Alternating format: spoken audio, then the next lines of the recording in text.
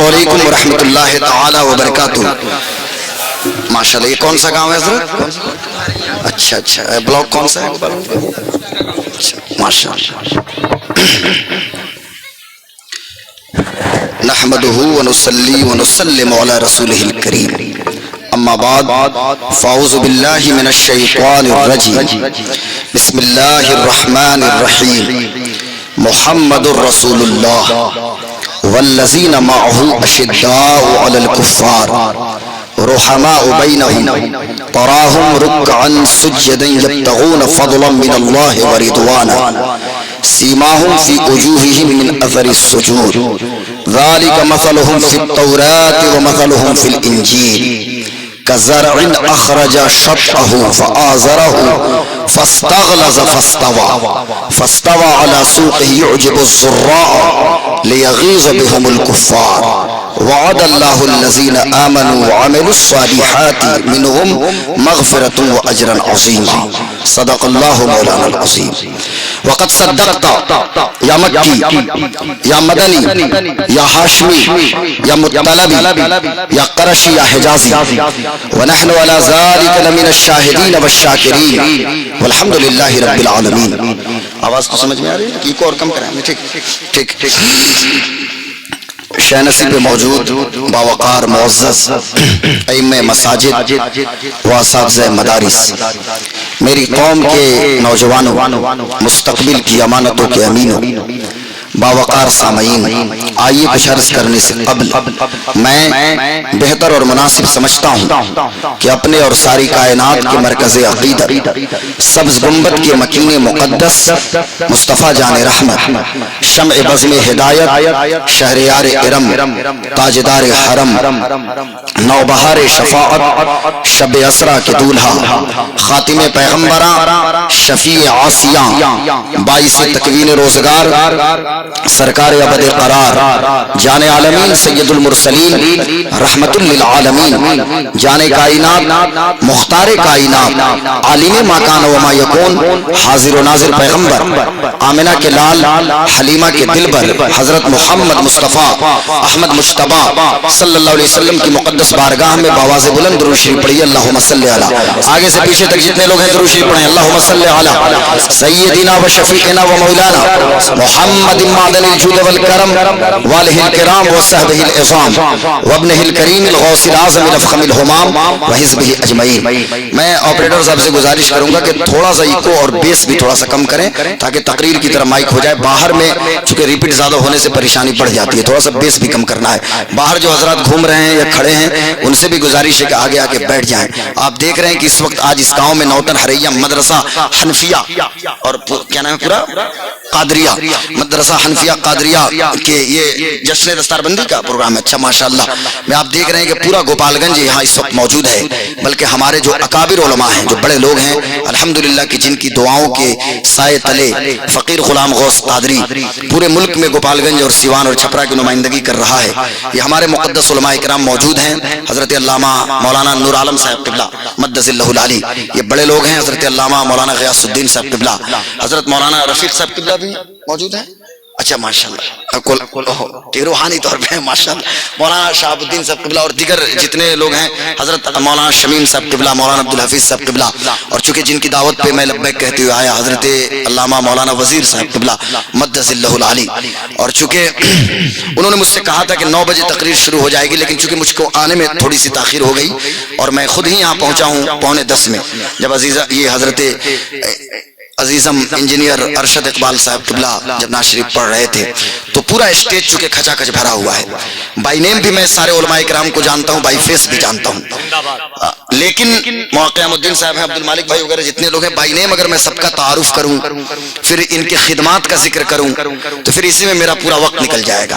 پھر ہمارے شمیم بھائی وہاں سے انڈیکیٹ کریں گے کہ حضرت اب آپ کا وقت ختم ہو چکا ہے، تو میں چاہوں گا یہ سب بڑے لوگ ہیں اور ان کے قدموں کے ذرات کو غلام غوث قادری اپنی دستار کا ترہ بنا کے کچھ باتیں آپ کی سماعتوں کی دہلیز تک ان مقدس علماء کرام کی موجودگی میں پہنچانے کی جسارت کر رہا ہے، اس امید کے ساتھ کہ شاید کہ تیرے دل میں اتر جائے میری بات، اور یقیناً اترے گی وسیم بھائی، اس لیے کہ دل سے جو بات نکلتی ہے اثر رکھتی ہے، پر نہیں طاقت پرواز مگر رکھتی ہے.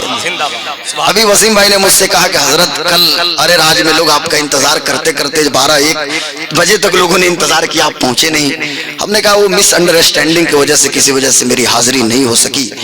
تو یہ بہت زیادہ پریشر آج بنایا ہے وزیر بھائی نے, شاید کہ ان کو بھی قاری اختر ضیاء صاحب خبر دے دیے ہیں کہ ادھر ایک ہفتے سے کئی جلسہ مس ہو رہا ہے.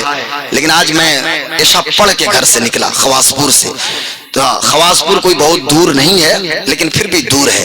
حضرت علامہ مولانا غیاث الدین صاحب قبلہ کا پڑوسی میں ہوں. تو وہاں سے پھر بھی وہ نہر میں پکڑا اور کسی طرح میں یہاں پہنچا. اور ماشاءاللہ یہاں آ کے بڑی خوشی ہوئی. ہندوستان گیر شہرتوں کے مالک حضرت سیف اللہ علیمی صاحب قبلہ آمد ہو چکی ہے حضرت. ایک مطلب زبردست خطاب آپ ان کا سماعت کریں گے. ہمارے سینئر خطیب ہیں, ہمارے بڑے مطلب رہنما ہیں, میرے محسن ہیں وہ حضرت علامہ سیف اللہ علیمی صاحب قبلہ. ساتھ ہی ساتھ حضرت الحاج حبیب اللہ فیضی صاحب قبلہ کو بھی سنیں گے, قاری اختر صاحب قبلہ کو بھی سنیں گے. انجینئر صاحب بھی انشاءاللہ پھر آپ کے سامنے پریزنٹیشن کے ساتھ موجود ہوں گے آخر وقت میں, اور ان کو بھی آپ سماعت کریں گے. بس تھوڑی دیر کی میری شرکت ہے. اور آج میں بہت سوچ رہا تھا, ابھی گاڑی سے بھی اترا اور یہاں تک آیا کہ خطاب کیا کرنا ہے. وزیر بھائی نے بھی انڈیکیٹ کچھ کیا ہے, لیکن میں جو سوچ رہا تھا اس حوالے سے کچھ باتیں کروں گا. یہ جو مہینہ گزر رہا ہے یہ اسلامی سال کا کون سا مہینہ ہے ذرا مجھے بتائیں تو؟ جمادی الاخری ہے. بولیے, منہ سے بولیے, جمادی الاخری. تھوڑا سا منہ کھولیے, بہت زیادہ ٹھنڈی نہیں ہے, وہ ہوا چل رہی ہے جس کا مطلب بہت تیز ٹھنڈی نہیں ہے. جمادی الاخری یعنی چھٹا مہینہ ہے نا, محرم, صفر, ربیع الاول, ربیع الاخر, جمادی الاولی, جمادی الاخری, چھٹا مہینہ 1446 ہجری ہے. آج 27ویں شب ہے اس کی. دن میں 26 تاریخ تھی نا حضرت, 27 شب ہے. سوال یہ اٹھتا ہے, میں آپ سے ایک بات پوچھنا یہ چاہتا ہوں کہ المیہ یہی ہے, ٹریجڈی یہی ہے کہ جن کو اپنی تاریخ کو نہیں جاننا چاہیے انہیں اپنی تاریخ کا علم ہے. دنیا میں 3 طرح کے لوگ ہوتے ہیں. کچھ لوگ ہوتے ہیں جو تاریخ لکھتے ہیں, وسیم بھائی, جو ہسٹورینز جن کو کہا جاتا ہے. تھوڑی سی توجہ رہے گی تو بات سمجھ میں آئے گی. میری طرف توجہ, اپنے مولانا کو دیکھیے, مجھ کو دیکھیے, آپ میری آنکھوں کو دیکھیے, آنکھ بند کر کے تو تقریر نہیں کر رہا, میرے باڈی لینگویج کو دیکھیے. میری بیٹیاں, میری مائیں, میری بہنیں تو آ گئی ہیں, ان سے میں نہیں کہوں گا کہ مجھ کو دیکھیں, اس لیے کہ ان کا دیکھنا ان کے لیے وہ بھی وبال جان ہے اور ہمارے لیے اور سب کے لیے ہے. چونکہ غیر محرم عورت نہ مرد کو دیکھے, نہ مرد کسی غیر محرم عورت کو دیکھے. کسی نے پوچھا تھا حضرت جنید بغدادی سید الطائفہ سے, یہ کون جنید بغدادی ہیں؟ یہ سید الطائفہ ہیں, جنید غوث پاک سے پہلے کے بزرگ ہیں. ان سے کسی نے پوچھا کہ کیا کوئی مرد کسی عورت کو پڑھا سکتا ہے؟ تو جنید بغدادی نے کہا کہ پڑھانے والا حسن بصری ہو, پڑھنے والی رابعہ بصریہ ہو, اور جس جگہ پڑھائے وہ کعبہ ہو, کعبے کے اندر, اور پڑھی جانے والی کتاب قرآن ہو, پھر بھی جائز نہیں ہے. غیر محرم مرد کسی غیر محرم عورت کو پڑھائے. پڑھنے پڑھانے کا ایک الگ سسٹم ہے. اب چونکہ ہماری بیٹیوں, میری ماؤں بہنوں کو تو آنا ہی نہیں چاہیے, پر اگر وہ آ گئی ہیں تو اطمینان سے ذرا سنیں گی. اپنے مولانا کو سنیں, اپنے عالم دین کی بات کو سنیں اور اس پہ عمل کرنے کی کوشش کریں. دنیا میں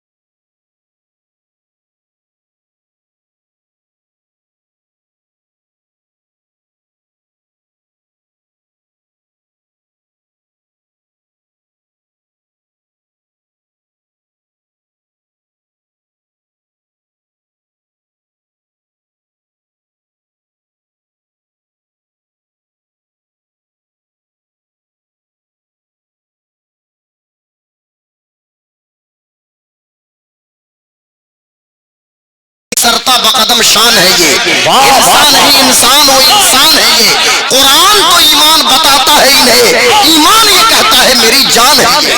تو جان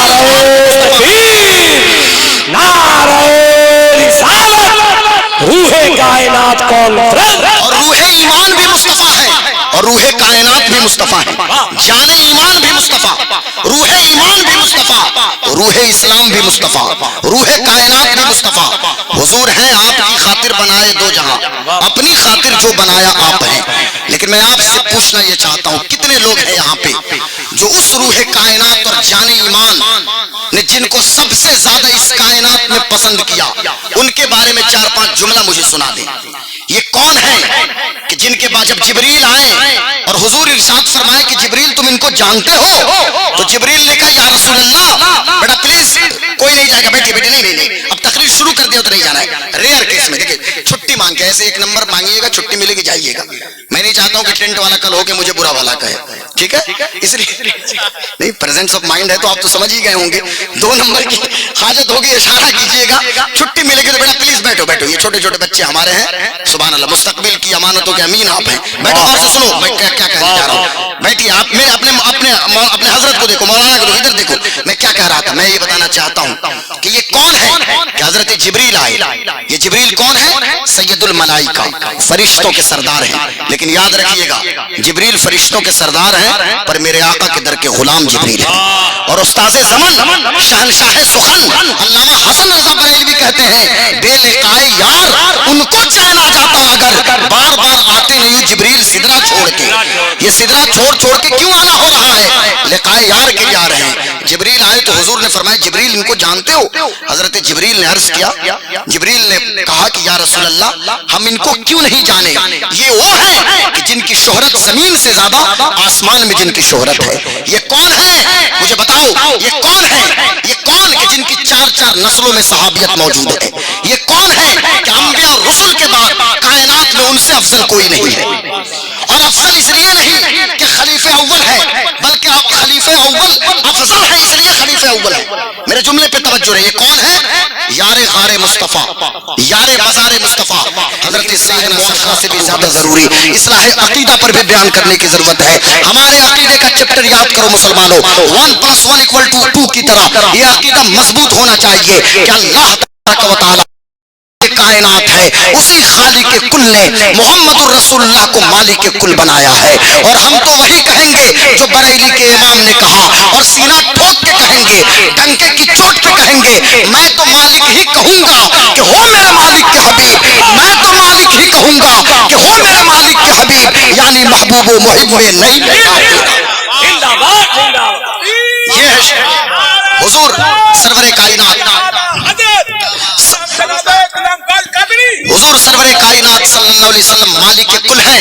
اور سنو یہ بیٹا یاد کرو، اس کو یاد کیجئے، چونکہ یہ گوپال گنج ضلع ہے نا، اس کا گاؤں پرکھنڈ ہے نوتن ہریا گاؤں میں. اس کو یاد کیجئے، میں جو بات جو کچھ بھی بیان کروں اس کو پوائنٹ ٹو بی نوٹڈ، ایک پوائنٹ نوٹ کرنے کی ضرورت ہے. اور یہ ریکارڈ بھی ہو رہا ہے، اس کو نوٹ کیجئے اور یاد کرنے کی کوشش کیجئے. حضور فرماتے ہیں میرے زمین میں 2 وزیر ہیں اور آسمان میں 2 وزیر ہیں. میرے زمین کے وزیر ابو بکر ہیں اور عمر ابن خطاب ہیں.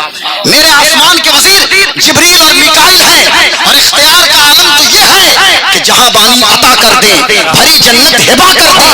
نبی مختار کل ہے، جس کو جو چاہیں عطا کر دیں. اور جہاں میں ان کی چلتی ہے وہ دم میں کیا سے کیا کر دیں، زمین کو آسما کر دیں، سوریجا کو سرا کر دیں. اور فضا میں اڑنے، ذرا بول دیجیے آپ بھی تو منہ کھول کے بولیے، فضا میں اڑنے والے یوں نہیں اترائیں ندا کر دیں. وہ جب چاہیں جسے چاہیں اسے فرما روا کر دیں. اور مجھے کیا فکر ہو اختر میرے یاور ہے وہ یاور، بلاؤں کو جو میری خود گرفتارے بلا کر دے.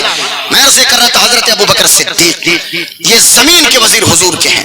حضرت ابو بکر صدیق کون؟ ابو بکر کہ جب حضور نے اسلام پیش کیا تو میرے پیارے آقا خود ارشاد فرماتے ہیں کہ میں نے جتنے لوگوں پہ اسلام پیش کیا، توجہ سے سنیے گا، 1-2 باتیں اس میں اتنی بتائیے. بری نظر لگتی ہے تو بچے روتے ہیں، جوانوں کو کام میں دل نہیں لگتا.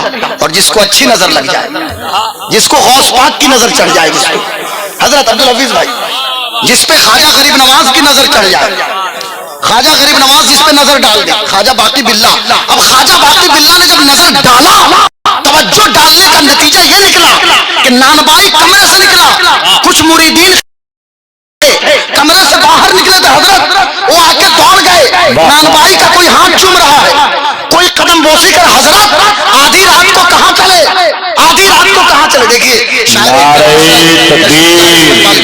نعرہ رسالت، روح کائنات کانفرنس، اہل سنت، علماء اہل سنت، حضرت الحاج حبیب اللہ فیض صاحب قبلہ، حضرت قاری اختر ضیاء مظفر پوری، حضرت حشمت ساحل صاحب قبلہ، نعرہ تکبیر، نعرہ رسالت۔ ماشاءاللہ آپ دیکھ رہے ہیں، آپ ذرا تشریف لائے دیکھیے، ہمارے حشمت بھائی تشریف لائے ماشاءاللہ، یہ استاذ النقبہ بھی ہیں، استاذ الشعراء بھی ہیں، سبحان اللہ سبحان اللہ ماشاءاللہ۔ میں خود ان کی شاعری جو اعلیٰ درجے کی شاعری ہوتی ہے میں خود بھی پسند کرتا ہوں، سنتا ہوں۔ اور حاجی صاحب قبلہ ماشاءاللہ بھی آپ مدینہ شریف سے آئے ہیں، نہیں آپ ہاتھ دیجئے چمنے کی، نہیں مدینہ شریف سے پیش آئے، یہ ہمارے حاجی صاحب قبلہ آپ کی سامنے ادھر آئیے، تشریف لائیے ماشاءاللہ سبحان اللہ۔ دیکھیے ہمارے حاجی صاحب قبلہ آئیے بیٹھیے، یہ الحاج حبیب اللہ فیضی صاحب قبلہ آج ہی مدینہ شریف سے آ رہے ہیں، اور مجھے تو موقع مل گیا کہ میں نے ان کی پیشانی کو چوم لیا، ان آنکھوں کو چومیے نا جو آنکھیں ابھی مدینہ دیکھ کے آ رہی ہیں، دکھا دے یا الہی وہ مدینہ کیسی بستی ہے جہاں پر رات دن مولا تیری رحمت برستے۔ قاری اختر صاحب قبلہ بھی آ گئے، حشمت بھائی آ گئے، غور سے سنیے گا، بس کچھ ایک دو باتیں بڑی اہم بات ہے۔ اب لوگ آ کے ہاتھ پر چومنے لگے، اس نے کہا ارے لوگوں میرا ہاتھ کیوں چومتے ہو؟ حضرت معمول کے خلاف آدھی رات کو کہاں چلے؟ انہوں نے کہا کہ نہیں میں تو نانبائی ہوں، حضرت تو اندر موجود ہے۔ میں آپ سے پوچھنا یہ چاہتا ہوں، ہمارے دلی کے نبی کریم نے حضور کے غلام خواجہ باقی باللہ، سلسلے نقشبندیہ کے بزرگ خواجہ باقی باللہ، ان کی نظر پڑ جائے تو حالت یہ ہو کہ نانبائی، چہرہ نانبائی کا، جمال خواجہ باقی باللہ کہا جائے، چلنے کا انداز خواجہ باقی باللہ کا، پیر کی توجہ کی وجہ سے۔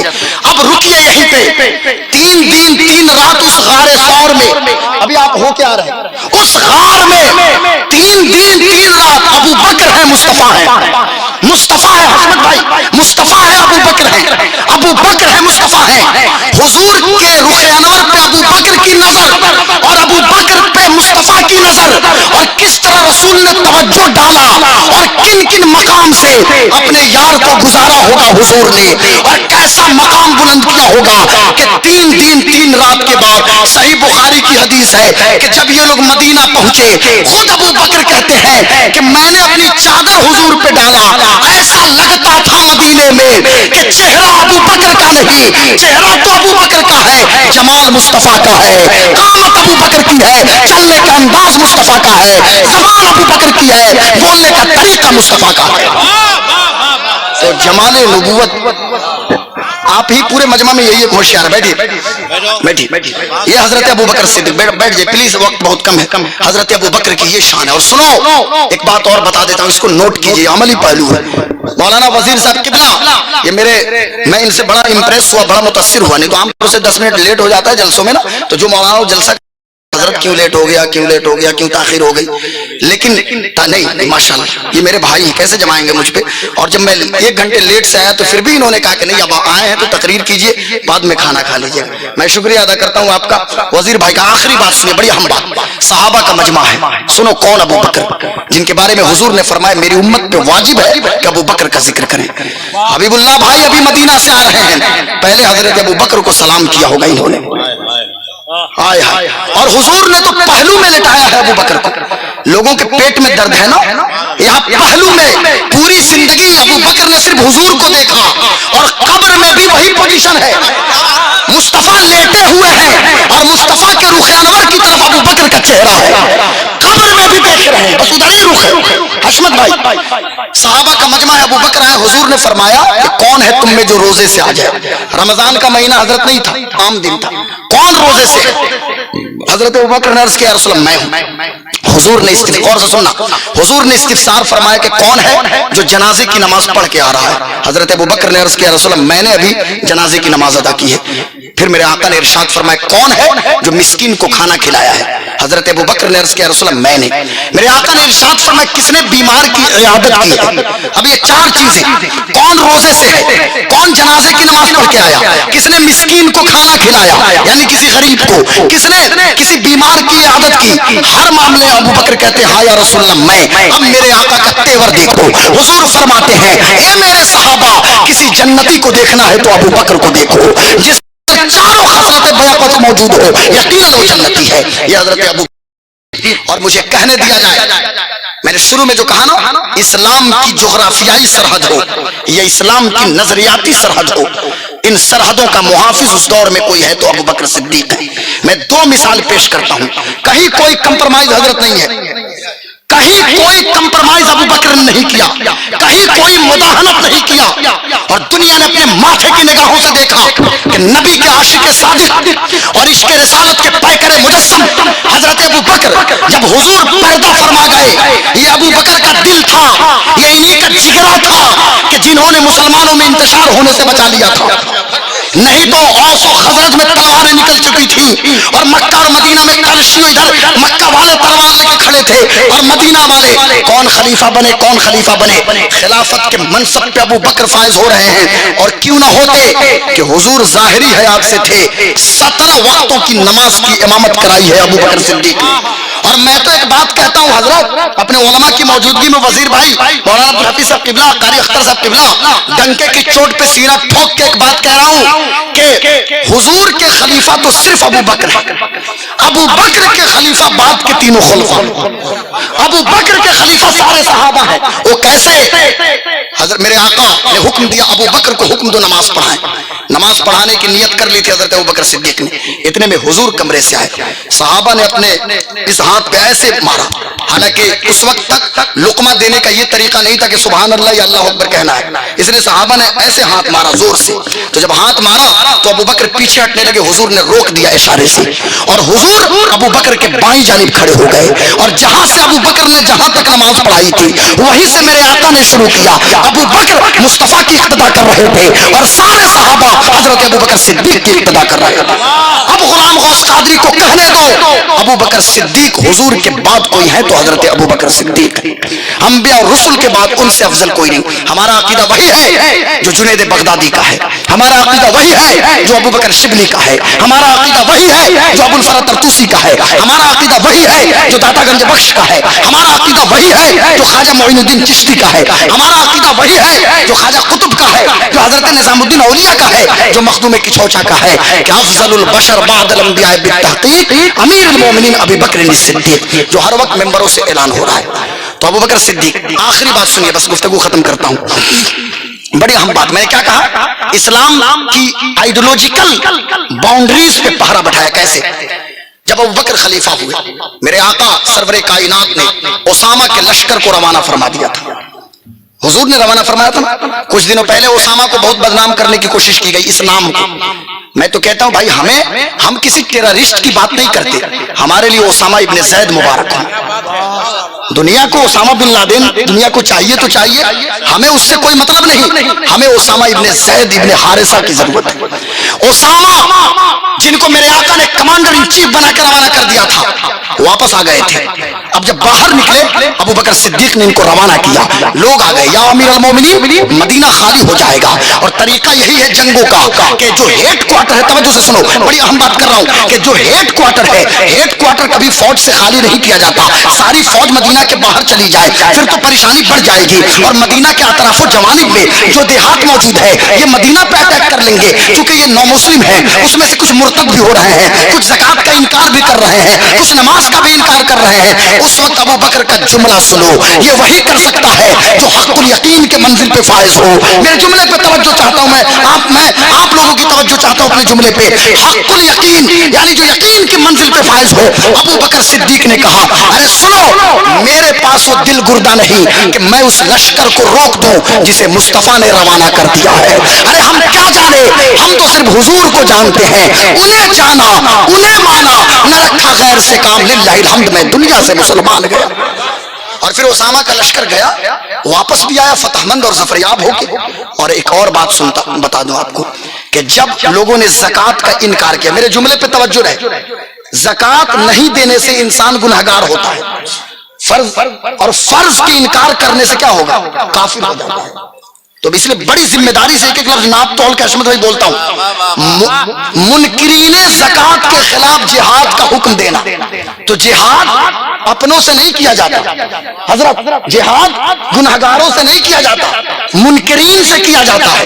انہوں نے زکات کا انکار کیا، پوری فوج بھیج دیا، اور جس زمانے میں مسیلمہ کذاب نے اپنی نبوت کا اعلان کیا کہ میں محمد کے بعد نبی ہوں، اس وقت یہ ابو بکر کا جگر تھا کہ آپ خود بھی میدان جنگ میں جانے کی تیاری کر رہے ہیں، پھر آپ حضرت خالد بن ولید کو بھیج رہے ہیں، پورے مسلمان اس وقت پہنچے اور مسیلمہ کذاب کو ختم کیا۔ اب غلام غوث قادری کو کہنے دیا جائے وہ 2 سال 3 مہینے کی مدت، اسے آپ کیا سمجھتے ہیں؟ خلافت اعلی منہاج النبوت، یہ 2 سال 3-4 مہینے کی مدت، یہ وہ مدت ہے کہ آج کیمبرج میں ریسرچ ہو رہا ہے۔ میں جامعہ اور JNU اور ANU کی بات نہیں کرتا، کیمبرج کے اندر، آکسفورڈ کے اندر سمپوزیم منعقد ہو رہے ہیں، سیمینار آرگنائز ہو رہے ہیں۔ آج جرمنی کے فرینکفرٹ میں، لگزمبرگ کے اندر، بروسلز کے اندر، میساچوسیٹس یونیورسٹی آف امریکہ کے اندر، واشنگٹن DC کے اندر، پوری دنیا اور دنیا کا انٹلیکچوئل طبقہ، دنیا کا دانشور طبقہ آج ابو بکر صدیق کو پڑھ رہا ہے۔ حکومت کا طریقہ سیکھنا ہے، آؤ ابو بکر کی بارگاہ میں۔ سماج سیوا جاننا ہے، سوشل جسٹس کے بارے میں جاننا ہے، سماجی انصاف کا نعرہ لگانا تو آسان ہے، لیکن گراس روٹ پہ سوشل جسٹس کو اسٹیبلش کرنا یہ بہت مشکل ہے۔ اگر کسی نے یہ نعرہ دیا وہ ابو بکر صدیق ہیں، عدل و انصاف قائم کیا وہ ابو بکر صدیق ہیں، اسلام کی آئیڈیولوجیکل اور اسلام کی جغرافیکل باؤنڈریز پہ اگر کسی نے پہرا بٹھایا ہے تو حضرت ابو بکر صدیق نے پہرا بٹھایا ہے۔ اس لیے میری قوم کی بیٹیوں، قوم کی ماں اور قوم کی بہنوں، مجھے جو ڈیڈ لائن دیا گیا ہے بس اسے 1-2 منٹ پہلے ہوں، میری بیٹیوں، میری ماں بہنوں، اپنے بچوں کا نام ابو بکر کے نام پہ ابو بکر رکھو۔ ہر گھر میں ایک ابو بکر ہونا چاہیے، ابو بکر نام۔ ہمارے بچوں کا نام پنٹو، شنٹو، لڈو، شڈو، گڈو اور نہ جانے کیا کیا۔ لڑکیوں کے نام ہوتے ہیں بیوٹی، شیوٹی، چیوٹی، کیا کیا نام پڑ گئے۔ یہ سب نام یار حضور فرماتے، میرے آقا ارشاد فرماتے گڈی، ایک بچی کا نام شڈی، ہم نے کہا یہ کیا نام ہے؟ استغفر اللہ معاذ نہیں، کیا کیا نام رکھتے ہیں بھائی۔ حضور فرماتے ہیں تم اپنے بچوں کا نام انبیاء کے نام پہ رکھو، نہیں تو میرے صحابہ کے نام پہ رکھو، میرے صحابہ کے نام پہ رکھو۔ ابو بکر، عمر، عثمان، علی، طلحہ، زبیر، خالد، سعید، سعد، حذیفہ، سلمان، خباب، عمار، یاسر، صحابہ کے نام پہ اپنے بچوں کا نام رکھیے، جس نام کا اور لڑکیوں کے نام مانا والا نام ہو، اور وہ نام حضرت فاطمہ الزہرا سے ملا ہوا ہو، عائشہ فاطمہ، خدیجہ فاطمہ، ماریہ فاطمہ، یہ ام حبیبہ فاطمہ، جو بھی نام ہو فاطمہ ہو۔ نہیں تو لڑکیوں کا نام قرآن سے کھول کے رکھے جائے، منتشا، بیٹی کا نام رکھ دیا، کیا نام ہے بھائی؟ منتشا۔ حضرت منتشا کا معنی کیا مجھے بتائیے؟ لا ریب۔ تو ہم نے کہا جب قرآن ہی سے رکھنا ہے تو ذالکہ رکھ دو، تلکہ رکھو، ہاذا رکھ دو۔ کیا حضرت کچھ معنی مطلب بھی تو ہو نا۔ میں ہاتھ جوڑ کے بنتی کرتا ہوں کہ تمہیں ابو بکر کا واسطہ اپنی آنے والی نسلوں کو سنبھال لیجیے، اپنی نسلوں کو سنبھالیے، اور جو نسلیں ہماری آوارہ ہو رہی ہیں نا، میں کہتا ہوں کہ صاحب مسجدوں پہ 100 فٹ کے مینارے بنانے وزیر بھائی آسان ہے، مسجدوں کے اندر ماربل لگانا چندہ کر کے ماربل لگا لوں گا آسان ہے، لیکن ہماری نسلیں آوارہ ہو گئی نا تو کوئی پیشانی نہیں ہوگی جو سجدہ کرے۔ ہمارے بچے سر ہمارے موجود ہیں، ہمارے بچے پہلے اسموکر تھے، اب ڈاکٹر صاحب نام بتائیے، ڈاکٹر امحاق صاحب قبلہ یہ مجھے کریکٹ کریں گے، پہلے اسموکر تھے، سنیں میں بتا رہا ہوں، مجھ کو بھی انگریزی آتی ہے، یعنی اسموکنگ کرتے تھے، اب ہو گئے smack, SMACK۔ What is meant by smack and what is definition of smack؟ smack کا مطلب کیا ہوتا ہے؟ smack یہ کمپوزیشن ہے، یہ ملغوبہ ہے شمیم بھائی، کہ جس کے اندر چرس، افیم، گانجا، بھانگ، سولیسن، وائٹنر، سولیسن نہ ملے تو وائٹنر سنتا ہے سب، کوریکس بھی مارتا ہے سب، کوریکس سیرپ لے لیا کھانسی کا۔ میں کہنا یہ چاہتا ہوں خدا کا واسطہ، ہمارے لوگ چونکہ جدہ، قسیم، یمبو، حائل، بدر، تبوک، دمام اور حفر الباطن سعودی عرب کے علاقے میں ہیں، میں خدا کا واسطہ دے کے کہتا ہوں کہ اپنے بچوں کو سنبھالیے۔ گاؤں میں جو ذمہ دار لوگ ہیں، بیٹا کسی کا بھی اگر اسمیک کر رہا ہے آپ کی ذمہ داری ہے اسے روکیں۔ اور سنو، آنگن میں مکرانہ سے ماربل منگا کے لگانا تو آسان ہے، لیکن بیٹیاں آوارہ ہو گئی تو قرآن کی تلاوت کی صدا نہیں آئے گی، اس لیے خدا کا واسطہ اپنی بچیوں کو سنبھالیے۔ یہ حضرت ابو بکر صدیق کی خلافت کا پیغام ہے۔